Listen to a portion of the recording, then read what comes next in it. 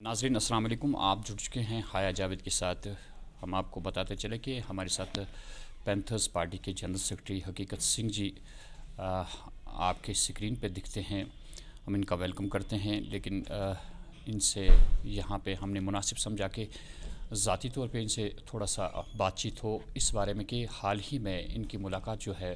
Lieutenant governor Manoj Sinha سے ہوئی۔ اکثر بیشتر جو سیاسی کارکنان ہوتے ہیں اپنی پارٹی کی بات پہنچاتے ہیں ان تک کیا مشکلات ہے پارٹی کو، لیکن جہاں تک ہمیں علم ہے کہ کچھ باتیں ہمارے ساتھ ایسی بھی ہمارے سامنے آئی کہ حقیقت سنگھ نے جو لوگوں کے مسائل ہے وہ بھی لیفٹیننٹ گورنر تک پہنچا دیے۔ سر جی یہ بتائیے کہ آپ کی جو ملاقات ہوئی آپ کے وفد نے جو یہاں پہ وادی کشمیر میں لوگوں کو مشکلات کا سامنا ہے، تو کیا اس بارے میں آپ نے بات کی لیفٹیننٹ گورنر سے؟ جی شکریہ۔ ہمارا ایک ڈیلیگیشن 14 آفس بیرر جو جموں سے اور کشمیر پاؤنڈ سے تعلق رکھتے ہیں، شری پی کے گنجو جو ہمارے ورکنگ پریزیڈنٹ ہیں، ان کی رہنمائی میں گورنر صاحب سے ان کے راج بھون میں ملاقات ہوا، اور وہاں پر ہم نے ایک ان کو میمورنڈم دیا، چارٹر آف ڈیمانڈ دیا، اور اس میں ہم نے ڈیمانڈ کی کہ ریاست جموں کشمیر کا درجہ بحال کر کے فوراً الیکشن کیا جائے تاکہ ایک چنی ہوئی سرکار وجود میں لائی جائے۔ نمبر دو ہم نے ان سے جو انپلائمنٹ ہے اس کے بارے میں بات کی کہ آپ کے پاس ہزاروں اسامیاں خالی پڑی ہیں گورنمنٹ کے محکمہ جات میں، اور ان کو فاسٹ ٹریک پر ان کی بھرتی کی جائے، اور ساتھ ہی میں جو یہ دھرنے پروٹیسٹ کر رہے ہیں ڈیلی ویجر دوسرے لوگ، ان سے بات کر کے گورنمنٹ اپنا ایک فراخ دلانہ رویہ اختیار کر کے ان کے مسائل کو نپٹایا جائے۔ اور ساتھ ہی ہم نے ان کو یہ ڈیمالیشن ڈرائیو کے بارے میں بھی بات کی، اور جہاں پر ہم نے ان کو سپشٹ کہا اور انہوں نے وہ بات سے سہمت بھی تھے، تو انہوں نے ہمیں یہ بتایا کہ ایک وہ گورنمنٹ ایک کمپریہنسو ڈیمالیشن ڈرائیو کی وہ پالیسی بنانے جا رہی ہے، جس میں ان کا کہنا تھا، جو ہم سے سہمت بھی ہیں، کہ جو بڑے بڑے شاخص ہیں جنہوں نے سینکڑوں کنال زمین اپنے عہدے کا، اپنی طاقت کا، اپنے جو ان کے پاس پاور تھا، چاہے اس میں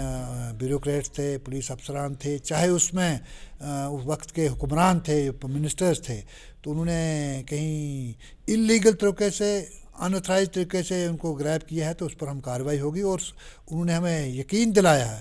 کہ جو چھوٹے لوگ ہیں جن کے پاس 5 مرلے 10 مرلے ایک حتیٰ کہ 1 کنال تک بھی انہوں نے اپنا گھر بنایا ہے، جن کے پاس زمین نہیں ہے، تو ان کو چھیڑا نہیں جائے گا۔ پراپرٹی ٹیکس کے بارے میں جب ہماری ڈسکشن ہوئی تو انہوں نے یہ بتایا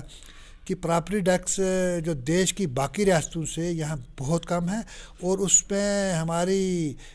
جو انہوں نے ایک کرائٹیریا بنایا ہے، 40 یا 50% ہی لوگ اس کرائٹیریا میں آتے ہیں، باقی کو دینا ہی نہیں ہے، اور جن کو دینا ہے وہ بہت لویسٹ ہے۔ لیکن ہم پھر بھی گورنمنٹ سے ہم نے استدعا کی اس کو تھوڑے دیر کے لیے آن ہولڈ رکھا جائے۔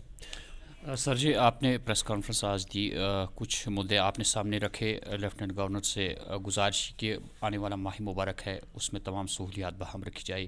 لیکن دوسری جانب سے ہم نے دیکھا کہ یہاں پہ میٹرز، سمارٹ میٹرز نصب کیے جا رہے ہیں، اس پہ احتجاج ہو رہا ہے۔ دوسری بات یہ بھی ہے کہ جو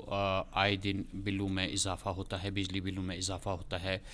جے کے ایس ایس بی کی پرابلم ہے، یہاں پہ احتجاج کر رہے ہیں، اپٹیک کے خلاف احتجاج ہو رہا ہے۔ کچھ ایسے ملازمین ہیں، ابھی اگر ہم اس وقت کی بات کریں، ابھی مجھے فون آ رہا تھا کہ میڈیکل کالج سری نگر میں احتجاج ہو رہا ہے، وہاں کے جو ملازمین ہیں انہیں کئی مہینوں سے تنخواہیں فراہم نہیں کی گئی ہے۔ تو ایسی پرابلمز وادی کشمیر میں بہت ساری ہے، بے روزگاری کا مسئلہ ہے۔ تو اس مسئلے پہ چند الفاظ میں آپ بتائیے کہ کیا کچھ سرکار کو کرنا چاہیے؟ جو آپ کے یہ 2-3 سوالات ہیں، ان کا جواب دینے سے پہلے میں ایک چیز آپ کو بتاؤں گا اپنی طرف سے۔ ہم نے گورنر صاحب سے جب ملے تھے تو ہم نے ان کو ایک میمورنڈم میں جو ڈیمانڈ رکھی تھی کہ پروفیسر بھیم سنگھ جی جو ہماری پارٹی کے فاؤنڈر ہیں، جن کی ایکسیپٹیبلٹی پوری جموں کشمیر باہر بھی پڑی، دیش سے باہر بھی تھی، اور جو ان کے کام کیے ہوئے ہیں ہر چھیتر میں، راجنیتی میں ہوں، اپنے اس میں اپنی جو انصاف دلانے میں ہوں، کورٹس میں ہوں، اپنے ہیومن رائٹس کے ہوں، جتنے بھی ہوں، غریب عوام کے لیے ہوں، سڑکوں سے سپریم کورٹ تک جو انہوں نے کام کیا، ان کو ایک دیش کے سب سے بڑے ایوارڈ سے نوازا جائے۔ انہوں نے ہمیں یقین دلایا کہ وہ ریکمنڈ کریں گے۔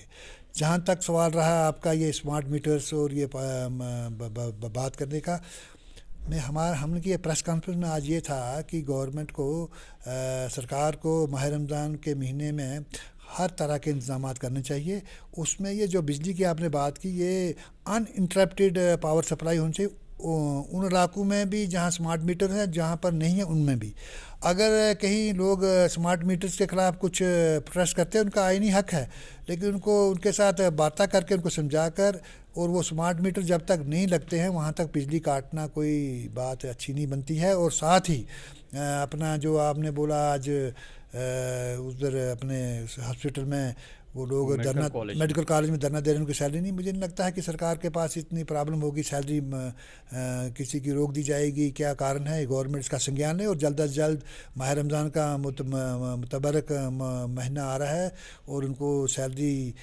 دی جائے, یہ ہماری ڈیمانڈ رہے گی. اور باقی جو آپ نے نوجوان جو سڑکوں پر بولا اس سے ہم پہلے ہی بول رہے ہیں, اور کل ہمارے جموں سے اسٹیٹمنٹ بھی آئی ہے, ہم نے اس کی بہت کڑی شبدوں میں نندا کی ہے کہ پڑھے لکھے نوجوانوں پر ڈنڈا برسانے سے کچھ نہیں ہوگا, ان سے پیار کرو. اور جو ایپٹیک ہے جو کمپنی